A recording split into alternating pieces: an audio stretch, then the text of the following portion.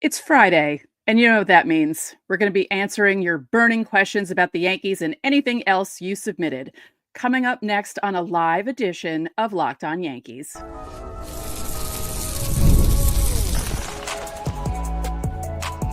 You are Locked On Yankees, your daily New York Yankees podcast. Part of the Locked On Podcast Network, your team every day.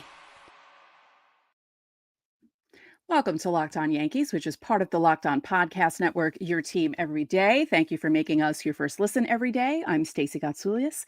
Today's episode is brought to you by Gametime. Download the Gametime app, create an account, and use code LOCKEDONMLB for $20 off your first purchase. With me, as usual, my co-host, Brian McKeon. Brian. Stacey, happy Friday. The week is over. The week is over. Our last week of our off season is over. Everything starts. Everything starts next week. It's not sad. That means baseball's coming. Before we get started, don't forget, subscribe to the podcast on whichever podcasting platform you prefer. Subscribe to our channel on YouTube, like our videos, hit the bell so you're notified whenever our videos go live, and comment too, because that helps the algorithm. Coming up on today's show, like I said, it's Fanmail Friday. We'll be answering your questions, and we have to discuss the Brian Cashman, Gleyber Torres nonsense. We'll be talking about that later in the show because I know I spoke about Brian Cashman on yesterday's show. I didn't see the Gleyber comments until after we signed off, and I was very annoyed. So we have to talk about that. But as I said, it's Fanmail Friday. If you're not familiar, every Friday we answer questions from our Locked On Yankees insiders who get top priority. We find questions that you leave on YouTube, and we literally do it every week. And it's a lot of fun for us because we like answering everyone's questions. And you guys are really great with asking us questions. And every week we start with the insiders and we start with Betty. So here we go, the final Fanmail Friday of the offseason. Betty asks, now that Tim Hill is finally signed, are we done looking into the pitching market, or is there room to add another one? I think it's a two kind of convoluted question that she asks. Yes, there's room to add another one, but are they going to add? I think that answer is no. I think they're going to go into this season with the pitching staff the way it is, and then they will reassess as the deadline gets closer. That feels like the plan they're gonna make. It feels like what a lot of teams make. For some reason, this move just feels like the final touches on the painting for April. We'll see how much more comes throughout the season, but it feels like for now, this is going to be the opening day roster. Yeah, I think it's heading that way as well. Thank you for the question, Betty. Yeah, David F. says, now that the Soto business is all settled, would you rather have the 2024 or 2025 version of the Yankees? Love the show. Thank you for loving the show. Stacey, I don't know if that question can be answered yet. Right, because we haven't seen what the 2025 version of the Yankees can do. Yeah, when we know what that looks like and what that is, sure. Right now, I love what they did in the offseason. I think potentially they've had the best offseason in all of baseball, certainly in the American League. I love what they've done. I love the additions. I think they did a lot to their team. However, I'm not going to sit here and act like I wasn't unbelievably excited to watch Juan Soto in a Yankee uniform last season. Right. So I don't right now. I guess I was at this time last year a little more excited for the 2024 season to get started than I am for this season to get started. Not that I'm not excited for this season to get started, but I want to see what this team looks like first. I would agree with that because, like I said, we haven't seen what the 2025 team can do. We don't know how certain guys are coming back from certain things. Are guys going to rebound after having not so okay seasons? You know, is Jazz going to feel more comfortable as a Yankee? Although we're going to talk about Jazz because he has something to do with the Cashman Gleyber comments later in the show. And it could be a situation where he has a better season in 2025 because he's a little more comfortable. But like I said, we're going to talk about that in segment 3. And everyone, just to be honest too, everyone's going to have to, I mean, I don't know if this Fanmail Friday question, this might be the longest tease for a Fanmail Friday question of all time, because I don't know if this Fanmail Friday question gets answered prior to next November. Right. Like, it might be a year from now that we can answer this question because let's be real. The Yankees are going to win their fair share of games this year. They just are. They're going to be in the postseason, barring major injuries. This will be a playoff team. It's going to come down to what they do in October next year. And I'm sorry, the fact that they went to the World Series last year, if they come as much as a game short of the World Series next year, it's not as good as the 2024 team. That's the expectation now. Right. Thank you for the question, David. Up next, Bobby Santoro, insider Bobby Santoro. Favorite food to grab at a ball game other than the chicken bucket? And in this case, someone else is paying, so the crazy prices at the stadium aren't a factor. It's interesting. You're the only one on the show right now that's actually sat in the legend seats. I was gonna say. Yeah, you've experienced the best of the food. I used to love bacon on a stick. Used to love going to that stand. But yeah, you're the better answer for this one. Yeah, the first time I ever attended a game at the new stadium was opening day in 2009. I bought myself a legend seat for $625. I was sitting just past third base in the fourth row, and I didn't know how things worked. And I walked into the stadium. I was on the first level, and I was looking, and I saw my seats were in section 027, but I couldn't figure out how to get down there. So I asked this nice girl, how do I? She's like, oh, you have to go through the suite entrance. And I was like, the what entrance? And she took me to the fancy entrance, and another girl was explaining all the different things. And I walked in, I was like, what? People were having lobster. I had steak with horseradish sauce at 10:15 in the morning because they opened the gates early because it was opening day at, the first opening day at the new stadium. And and it was like a buffet, so I could have as much steak as I wanted. And then at the seats, you just order all this fancy stuff and they bring it out to you. You can order jerseys from your seat. I mean, it's unbelievable what life is like in the legend seats. But if price wasn't a factor, yeah, I would be like, yeah, we're sitting in the legend seats, so we're going to eat like rich people. I have to at some point in time find that like Wednesday afternoon game where there's rain in the forecast that I can get the legend seats for a reasonable price to. Because unfortunately, if you want to go to a Friday night game and sit in those seats, I mean, you're paying upwards of $1,000 a ticket. Oh, at least. It's just not worth it for a game in June. Yeah. But if I can find that Wednesday game with rain in the forecast in the afternoon, that's the legend. Because you can go there, even if the game gets rained out, you could just sit in the legend seat and just pig out before the game gets rained out. So yeah, that's the game that I got to find my way to. But I would say Stacy's the expert on that question. Relay to her on that one. Yeah. Let's go to Thomas Cassidy. He said, I'd like to see teams take some of these non-40, non-prospect depth guys and teach them to be two-way players. Give them enough minor league innings on both sides of the plate to skirt 13-13 rule.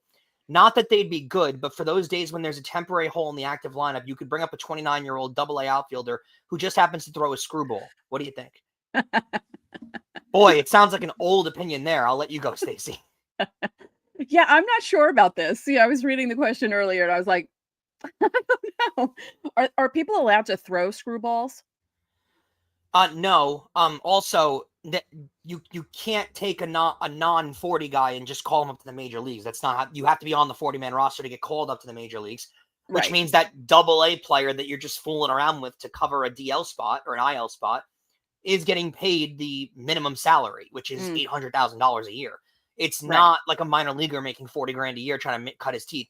There is a major difference between the minor league player on a base minor league rookie salary that wasn't a top draft pick and a minor leaguer that's on the 40-man roster. That guy on the 40-man roster cares a lot less about the accommodations he's getting in the minor leagues because that guy's still getting paid high-end six figures for that salary for that year. Whereas the guy not on the 40-man roster is trying to, he's buying ground beef at Costco to try and save up on as much money as possible. So a little bit different of a life there. So you can't really afford, most teams can't really afford to have a BS guy on your roster that specializes in crazy pitches and stuff. To have him on your 40-man roster, it's a waste of funds. In reality, it really is a waste of a prospect. And I want to get off this opinion too, and I'd like to hear your opinion on it, Stacey. We have a lot of listeners that think that it's easy at this level to just switch guys' positions and just give them some practice somewhere else and they can just figure it out somewhere else. That's not how it works at this level. And I'm not trying to sound condescending. If it comes across that way, I'm very sorry. But that's not how it works at the professional level. It's just not. You have your position. You're drafted at your position. And rarely after that are you moved. Sometimes in the rare situation you are. But more often than not, you're drafted at your position and you stay at that position and you train at that position. Like you mean someone going from like someone deciding to make a catcher a first baseman or even like an outfielder, a shortstop. Like when Yeah. someone came up as like, it's not like right field to left field, right field to center No. field. It's like And completely even that takes work, but it's more sure. manageable. But Yeah. this idea that we can just take a guy who's a catcher in the minor leagues but has a good batting average and just throw him at second base, that it's not high school baseball. And again, I'm not trying to sound condescending, but you can't. These guys train. You know, what is the old quote? They have to do 10,000 hours of a skill to become a professional. These guys train for more than 10,000 hours at that profession. You can't just move them into a different position. So yeah, it doesn't quite work. It sounds like a good idea, but Major League Baseball is not backyard baseball, unfortunately. Yeah. Thank you for those questions. Don't forget, subscribe to the channel, hit the like button on our videos, hit the notification so you know when our videos go up. And if you'd like to be part of next week's Fanmail Friday, the first one of the regular season for us, but close to spring training for everyone else, post a reply on our videos Monday through Friday. I will start putting the pinned comment up again since we're going back to 5 days a week. Or you can join the Locked On Yankees Insiders Club, which makes it a lot easier for you because you automatically get top priority if you join. And with the Insiders Club, you can go through the link in our description, sign up. You get text from us. We'll text you lineups, roster moves, and you can text us questions or comments about the show. Just try and be nice. There's a 14-day free trial, and it's a good time. So coming up next, more Fan Mail Friday. Stacey, this one's for you. The big game is almost here, and there's no better way to make it even more exciting than with PrizePicks, the best place for daily fantasy sports. With over 10 million members and billions in winnings awarded, PrizePicks makes it fun and simple to get in on the action. Here's how it works. You pick more or less on at least 2 players' projections, and if you're right, you can win up to $1,000 your cash. 1,000 times your cash. PrizePicks has even a free pick for the big game where Patrick Mahomes only needs to throw 1 yard to win. You pair that with 1 or more correct picks, and you are cashing out.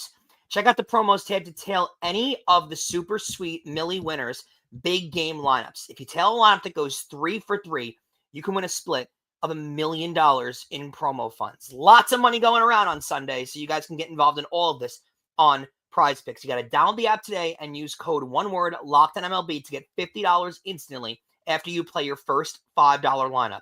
That's code ONEWORD LOCKEDONMLB for $50 instantly after you play your first $5 lineup. PrizePicks, run your game.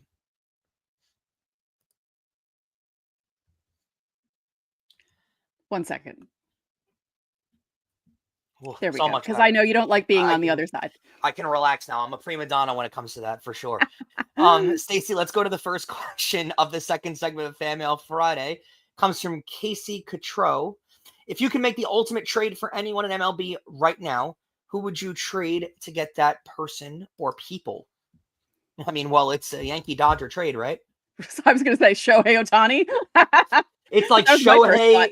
It's like Shohei, Mookie Betts, and Teoscar Hernandez, maybe. I mean, it's something like that, right? Yeah, definitely. Like my first thought was Shohei Ohtani.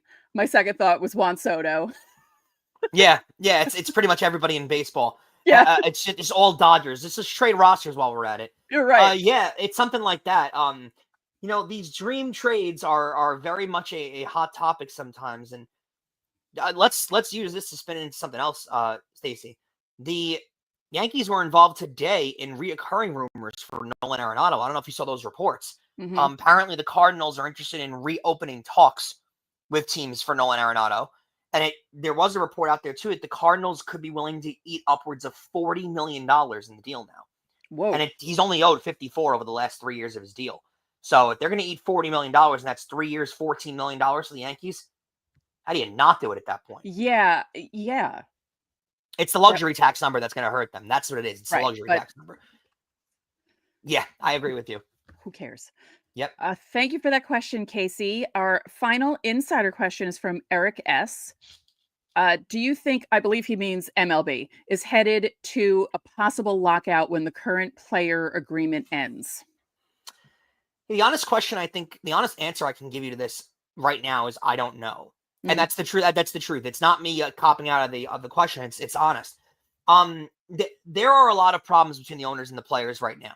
What baseball's advantage is over other sports is they are the only sport without a cap.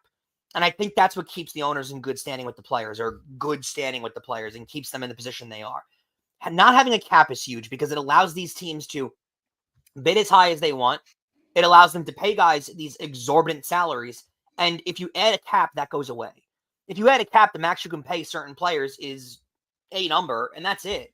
You can't afford to pay guys more. It creates a market for players, whereas right now there really isn't one. Yeah, we know what a top-tier starting pitcher gets, and the next guy's going to trump the guy before that, of course. But overall, Stacey, adding a cap to the sport would hurt teams. It would hurt players in the end of the day too. So it does hurt both sides. I think there's certainly labor issues when it comes to baseball, but I don't know if they're going to let it go to a lockout because the owners are always going to have the upper hand of, hey, you guys don't want us to add a cap. We don't want to add a cap either. I don't know. Some of the owners are coming out saying they do want a cap. That's why I'm thinking there might be some strife coming up. Yeah, it's definitely the richer teams that don't want to add the cap, right? And I think the teams that don't care about spending want a cap added because it keeps everybody in check. And that's also a problem too, because all it does is promote the teams who don't care about winning to continue to not care about winning. I think there should be a floor. I agreed completely. There should be a floor. You're 1,000% right on that one. Yeah. Honestly, get rid of the shared revenue. You want to make money as a team? Go make it yourself. Win ball games. Yeah. No, seriously. Make a World Series run and force people to go to your games. Force people to turn the TV on and watch your games. Stop sharing revenue. Stop paying teams for not performing. Honestly. When you think about it, we're getting into a slightly different discussion here, but when you think about it, and you think about some of the fan bases whose teams never see the playoffs or barely ever see the playoffs, teams that haven't won the World Series in 46 years we're coming up on now with the Pirates, just celebrated 45 years. And you always say it. How do these people go to these games knowing that their teams are never in it? Like, you really have to love baseball, and you have to have that mentality in your head, thinking to yourself, well, maybe they'll win today for me because I know they're not going to make the playoffs. The difference with this is, though, the New York Jets are terrible every year, but they're right up against the cap. They're trying. They're not good. They're not winning, but they're putting an effort in. It's a lot easier to go to the game and think there's a chance because your team's putting the effort in, right? As opposed to going to the game knowing there's no effort being put in, knowing that the ownership, the team, the management simply doesn't care. And I'm sorry, you can't sit here and convince me that the Pirates care about winning. I mean, that's not the only team. The Pirates, the Athletics, who signed Luis Severino just to shut the rest of the league up. How about the Kansas City Royals, who just made the playoffs, had a great year, have a young superstar on their team, and just didn't spend $1 this offseason? I mean, these teams need to get called out for it because, Stacey, I don't want to hear it. I'm being serious.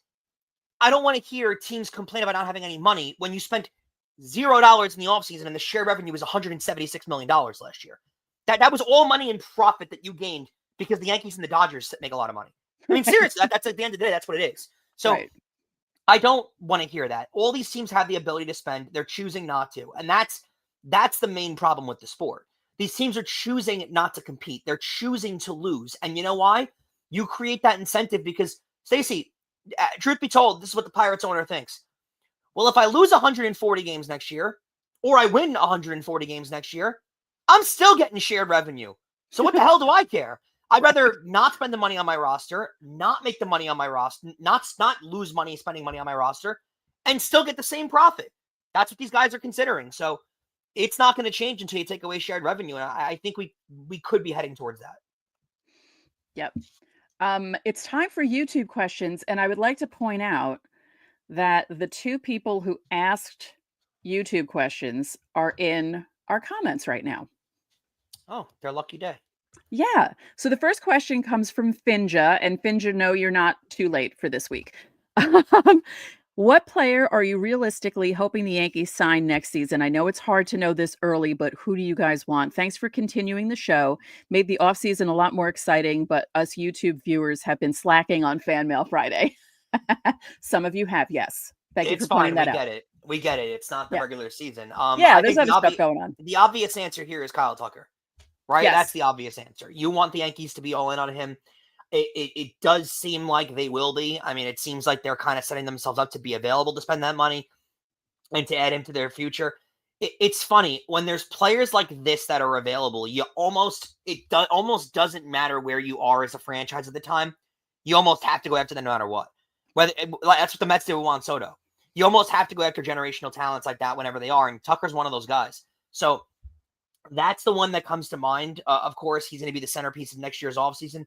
Other than that, I can't think of the big players that are necessarily going to be available next offseason. No one's really talking about it yet. So I apologize, but I honestly don't know who's available next offseason at a big rate, at least. Right. Because Kyle Tucker was my thought as well, unless Vlad becomes available. Yeah, I mean, he'll be available. I mean, unless he gets traded prior and it's extended prior to the offseason. But I don't think the Yankees are going to be in that market, to be quite honest with you. Yeah. I would love him to sign him because I would love the interview to be brought back up where he said he never played for the Yankees. I'd love for him to have to bend over and realize that, they gave me all the money, so I went there. I don't know if they're going to be in the market for him, though. See, that's why I want it to happen, because I would like to see him eat his words, because I'm petty like that. So let's go to Joe Miller, 8706. His Fanmail Friday question. Now the tickets are completely digital now, which stinks. But were you nostalgic and keep your ticket stubs from events? If you did, what were your favorite ones and that you kept, no matter what sport? Mine is 95-96 Knicks vs. Bulls at the Garden when I was 11. Jordan destroyed us, but the memories were still great seeing him play live. Also, can you please bring back bold predictions for points? That was the fun segment a few seasons ago. Thank you for all you do. I won that, by the way. I beat Steve's behind very convincingly, by the way. I won how bold were they? Oh, they were pretty bold. Okay. Yeah, and we did it weekly. Like we didn't start it at the beginning of the season. We started it I think May or June, but we kept it going every week and we did bold predictions. And now that I'm better with graphics, we can start that for this season. Yeah. I just don't want the bold predictions to be Garrett Cole's going to have a great year. No. Give me some flavor. No, I predicted last year that Carlos Rodon was going to win 17 games. He won 16. I was close. Okay. And Steve was even like, "Whoa, that's pretty okay. That's bold." But I nearly got it. So I will say to your first part of the question, I do miss ticket stubs very much. I have an old shoebox from when I was a kid that is stacked to the gills with ticket stubs. My plan for them in the future, whenever I'm hopefully lucky enough to have a wife and a house, I will buy a table, like a coffee table, and that is clear glass plane, and put a ticket collage within that coffee table so you can see all the tickets of games that I went to. But yeah, I do find it very upsetting that ticket stubs are no longer a thing. I really wish they were. Yeah, I agree with that. I think one of my most prized ones, obviously the Dwight Gooden no-hitter, some of the playoff games that I went to. And also, I had the honor of being at the last game that Cal Ripken Jr. played at Yankee Stadium in 2001. That's a really cool one. When they announced that they were going to have something for him, I was excited because, the last home game of the year was a Sunday. I had Sunday tickets. Then everything got delayed because of 9/11, because that was the year that it happened. And it just they gave us like a lanyard where you could put the ticket in, and they gave us something out, like a handout for the ceremony. Like they had a whole thing for him. It was actually really nice for an opposing player. But yeah, that's another one. But yeah, once I started with the printing out the tickets, I have a bunch of printouts from 2009 from all the games that I went to. They're folded up and everything, but I have a bunch of those. Those I even hate too, though. The old-fashioned ticket stub is the best. I even hate the printouts, but whatever. You can't change this. It is easier with the phone. That's definitely for sure, but I do miss the tickets. Yeah. Coming up next. Oh, wait. First, thank you for Fanmail Friday and all your questions. We're done now with Fanmail Friday. Coming up next, we're going to discuss Brian Cashman opening his big mouth again. This time about Gleyber Torres. That's really cool. Yeah. Attending NFL playoff games is an unforgettable experience that brings fans together. Gametime has a new feature called Gametime Picks that makes getting tickets for events even easier. It filters out the fluff to show you only incredible deals on great seats, so you don't have to waste time searching through thousands of tickets. I recently used Gametime Picks to find tickets for an upcoming NHL game, and browsing through the deals was simple. I found great value for all kinds of seats around the venue. The super deal was especially impressive, offering the best value for the event. The app's features like seat views before you buy and the all-in pricing with no surprise fees at checkout makes the experience smooth and reliable. Plus, the on-time ticket delivery and lowest price guarantee gives me plenty of peace of mind. So take the guesswork out of buying tickets with Gametime. Download the Gametime app, create an account, and use code one word LOCKEDONMLB for $20 off your first purchase. Terms apply. Again, create an account and redeem code LOCKEDONMLB for $20 off. Download Gametime today. Last minute tickets, lowest price, guaranteed.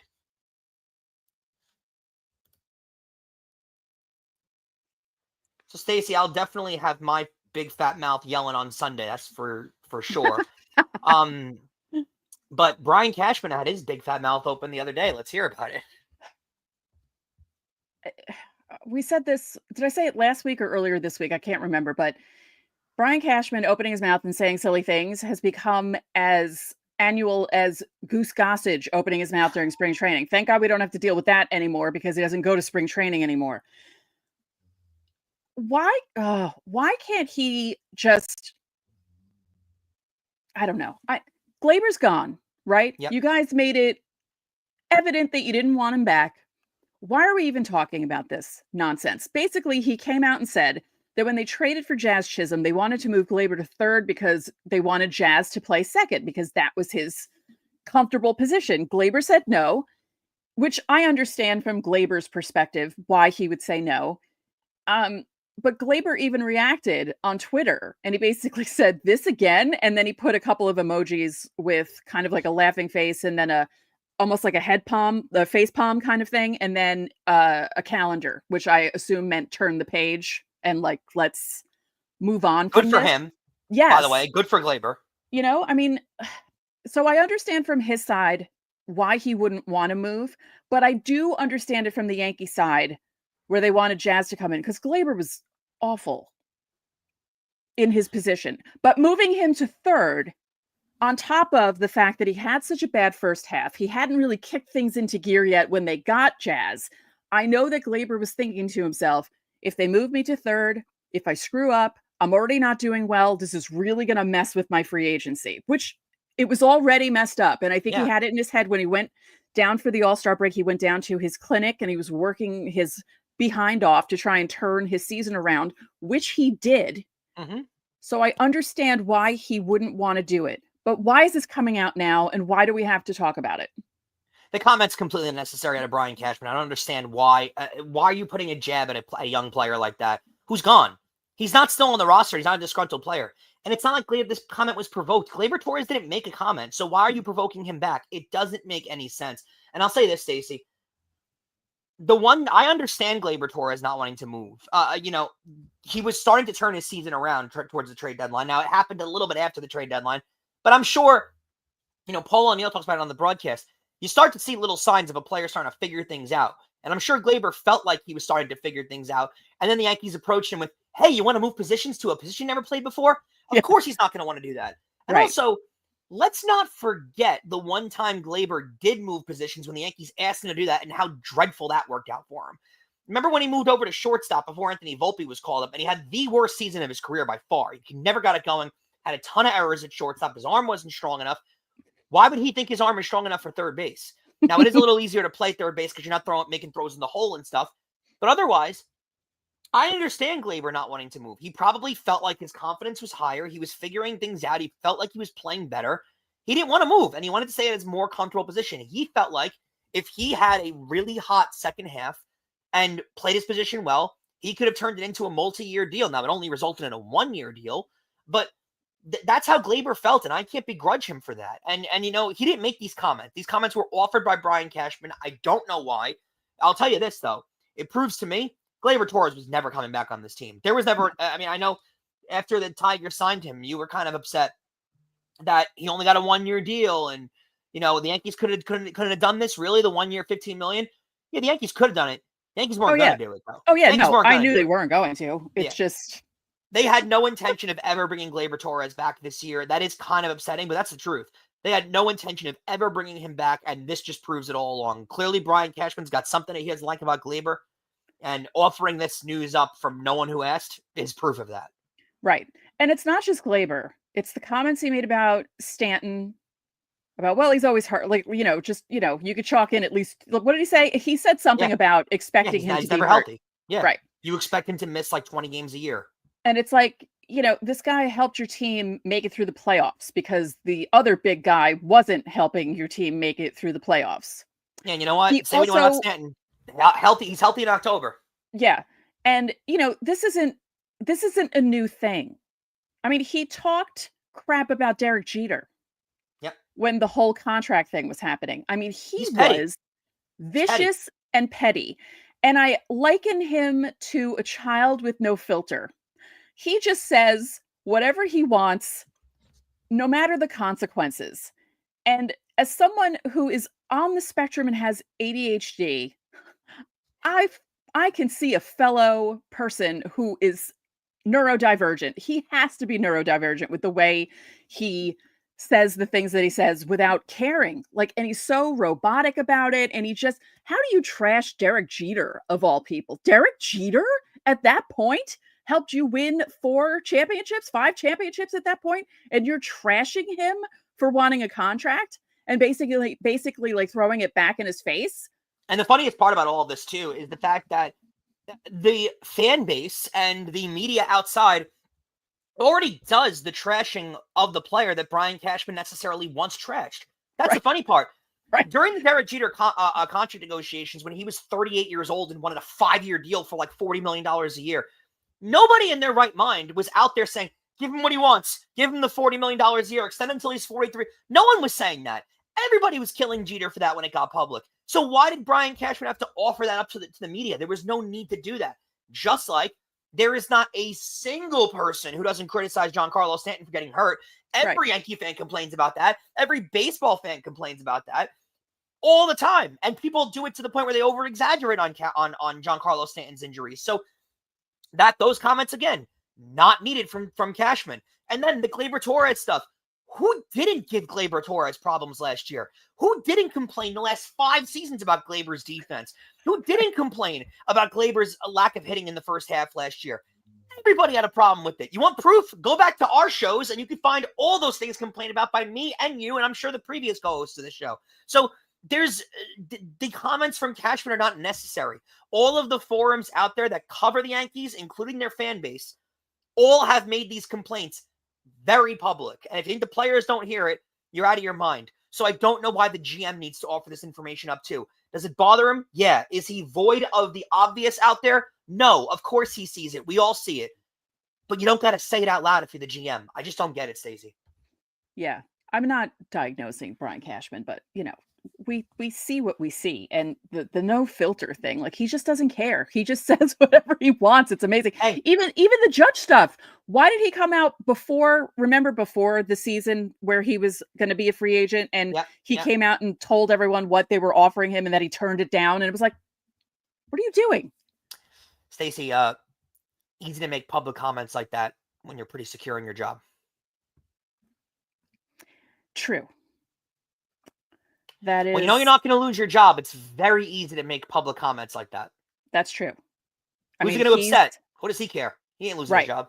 Because when did he start interning? 1991. He's been there almost 35 years at this point.